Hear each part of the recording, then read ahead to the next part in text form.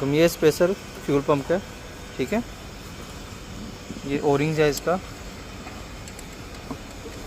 High pressure Lexus है LS 460।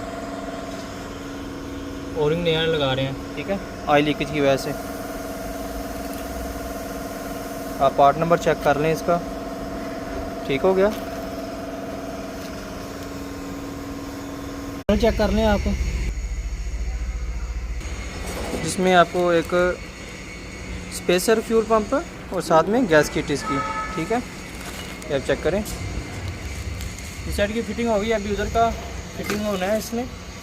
और ये इसका डायग्राम है, ठीक है। बैंक 2 का, बैंक 1 का, ठीक है। कलर कोडिंग भी चेक कर लें।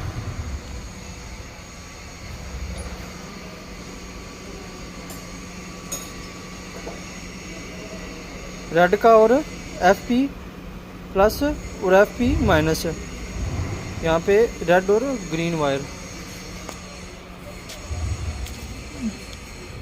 रेड और ग्रीन वायर, ओके।